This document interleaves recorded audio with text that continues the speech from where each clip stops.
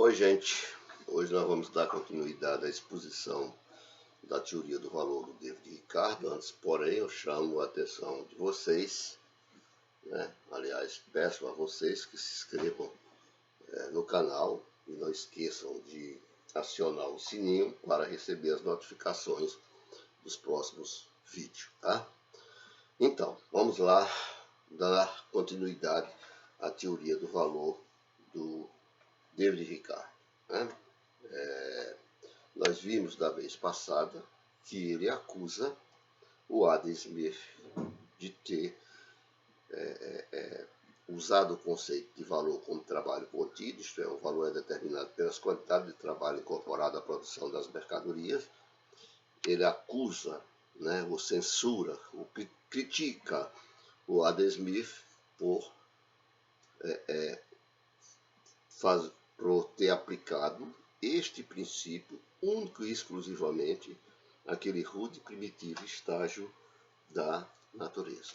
Isso ele não deixa nenhuma dúvida quando diz o seguinte: embora Adam Smith reconheça plenamente o princípio de que as proporções entre as quantidades de trabalho necessárias para adquirir objetos diferentes sejam a única circunstância que pode proporcionar uma regra para a nossa troca de um por outro, ele limita, no entanto, a aplicação deste princípio àquele rude, primitivo estágio da sociedade que antecede tanto a acumulação de capital como a apropriação privada da terra.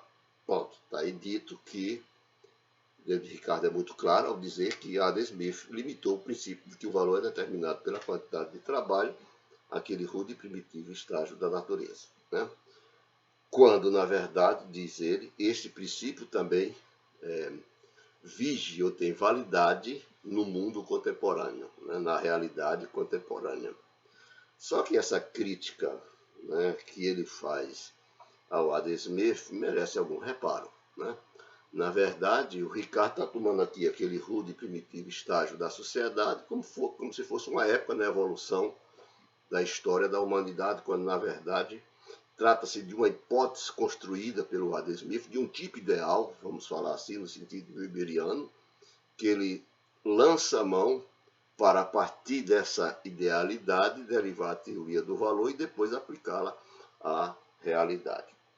Mas nós vimos que o David Ricardo, certo ou não, eliminou o conceito de valor como trabalho comandado.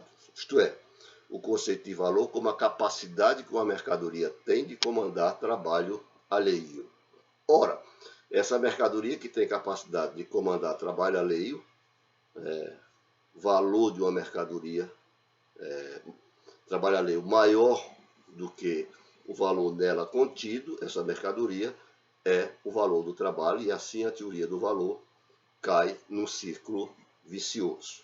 Então, o David Ricardo aí, ao eliminar este conceito, tira a teoria do valor, elimina as contradições da teoria do valor, uma vez que eu não posso ter dois conceitos para explicar uma mesma coisa, e ao mesmo tempo, elimina, a confusão do Adam Smith de que terminou por jogar a teoria do valor num ciclo vicioso. Muito bem. Essa crítica tem uma razão muito clara. Ele diz o seguinte, para a gente saber qual é a razão maior dessa crítica também. Ele diz, mesmo, diz Ricardo, no estágio primitivo no qual se refere a Adam Smith, algum capital, embora possivelmente fabricado e acumulado pelo próprio caçador, seria necessário para capacitá-lo a matar sua presa. Sem uma arma, nem o castor, nem o gamo poderiam ser mortos. Portanto, o valor desses animais deveria ser regulado não apenas pelo tempo de trabalho necessário à sua captura, mas também pelo tempo de trabalho necessário à produção do capital do caçador, a arma com a ajuda da qual a caça é realizada. Ou seja, né, outra crítica aqui muito clara ao Adam Smith, né, que mesmo no estágio primitivo da natureza, era preciso ter levado em conta a participação, né, de um trabalho passado na fabricação dos instrumentos que tornam possível a própria caça. O valor contido nesses instrumentos de produção deve ser transferido para o valor do produto final. Ou seja, o valor das mercadorias é determinado não só pelo trabalho imediato, mas também pelo trabalho aplicado em máquinas, equipamentos e instalações num período anterior ao período em que está se produzindo um bem de consumo final, né? Esse capital produzido num período anterior transfere valor toda vez que ele é acionado pelo trabalho vivo, né, pelos trabalhadores, toda vez que os trabalhadores utilizam essas máquinas, equipamentos, instalações para produzir um bem de consumo final. E nessa utilização, vamos usar aqui uma expressão de Marx, é ressuscitada a vida das máquinas, equipamentos, instalações, no sentido de que o seu valor que está lá acumulado é transferido para o produto final. Essa é a crítica que o Adam Smith, que o David Ricardo faz categoricamente ao Adam Smith. E diz o seguinte: como ele não levou em consideração, né, a participação de máquinas, equipamentos e instalações na produção do valor, diz David Ricardo, eu agora me proponho a examinar até que ponto o emprego de máquinas, equipamentos e instalações e a renda da terra altera ou não alteram o princípio de que o valor é determinado pela quantidade de trabalho. Isso está muito claro no primeiro capítulo, né, da teoria do valor do David Ricardo. Ele abre a seção 3 já dizendo isso. Ele diz: não só o trabalho aplicado diretamente às mercadorias afeta o seu valor, mas também o trabalho gasto em implementos, ferramentas e edifícios que contribuem para a sua produção. Por isso é que ele vai examinar agora até que ponto a acumulação de capital é compatível com o princípio de que o valor é determinado pela quantidade de trabalho. E isso ele faz em duas sessões, na seção 4 e na seção 5 do capítulo 1. Na seção 4 ele pega dois capitais de composição diferente. Um usa muita máquina, equipamento, instalações, e o outro não usa absolutamente nada de capital, de máquinas, equipamento, instalações. É um exemplo bastante esdrúxulo. E na seção 5ª, né, ele vai dizer também que capitais de durabilidade diferente, tem uma máquina que dura mais tempo do que outra, né? Ele vai examinar se essas circunstâncias afetam o princípio ou têm implicações negativas sobre o princípio de que o valor é determinado pela quantidade de trabalho. E ele lança a mão de um exemplo extremamente complicado, né? Na seção 4, ele supõe 3 indivíduos, ou 3 capitalistas. Um produtor de trigo, que emprega 100 homens no período 1, e 2 produtores de máquinas, que empregam também 100 homens para produzir máquinas, né, que depois serão utilizadas para produzir tecidos. E ele diz o seguinte, que o produtor de trigo, ao final do ano, o valor que foi produzido é de 500, e o valor das 2 máquinas, também porque utilizou, os 2 capitalistas utilizaram a mesma quantidade de trabalho, é igual a 1000. Então, as 2 máquinas valem 2 vezes mais do que o valor do trigo. Mas aí Ricardo diz, opa, espera aí, né? Os produtores de máquina né, diferentemente do produtor de trigo, levaram um tempo bem maior para recuperar seu capital do que o produtor de trigo. Portanto, a proporção não é 2 máquinas vale, né, o valor produzido pelo trigo. É preciso levar em conta o tempo de espera. Então, se é assim, não é somente o tempo de trabalho incorporado na produção das mercadorias que determina o valor. Há um outro elemento que entra na determinação do valor, e esse elemento é o tempo. Né? É o tempo. Portanto, o princípio de que o valor é determinado pela quantidade de trabalho sai extremamente arranhado, né? Daí, da aplicação de máquinas, equipamentos, instalações. Mas o interessante, né, deste exemplo que o Ricardo lança a mão é que o produtor de trigo, se vocês prestarem atenção, se vocês forem ler a seção 4, vão perceber que o produtor de trigo não usa máquinas, equipamentos, instalações, adubo, coisa nenhuma. É como se o produtor de trigo trabalhasse com as próprias mãos. Né? E mais, os produtores de máquinas, essas máquinas que foram produzidas, não transferem um átomo de valor nelas contida para o valor final do tecido. Então, David Ricardo, que criticou Adam Smith de não ter levado em conta, né, a participação das máquinas, equipamentos e instalações na definição do valor, aqui nesse exemplo ele faz a mesma coisa que ele criticou o Adam Smith. Não levou em conta, né, o produtor de trigo trabalha, né, sei lá, diretamente com a natureza. Entre o produtor e a natureza não há nenhuma mediação, né, a não ser único e exclusivamente o seu trabalho imediato, o seu trabalho direto. E o capital fixo não entra na participação do valor.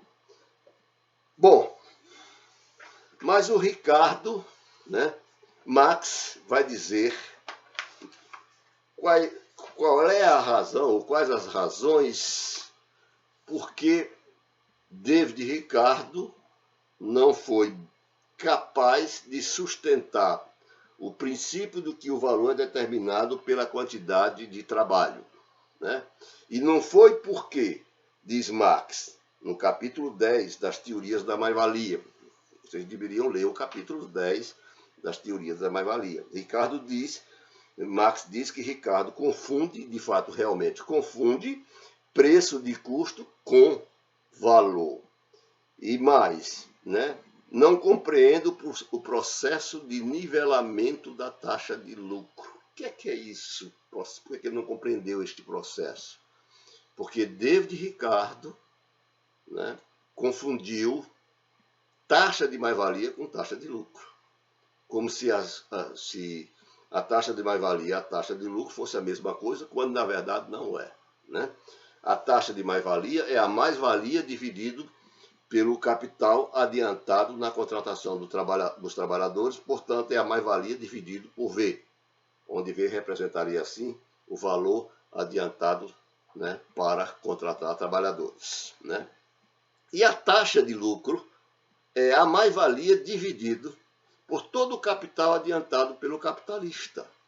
O capitalista adianta máquinas, equipamentos, instalações, né, matérias-primas e etc., isso Marx vai chamar de capital constante C, mais o capital adiantado na contratação de trabalhadores, que Marx vai chamar de V, né, que é o capital variável.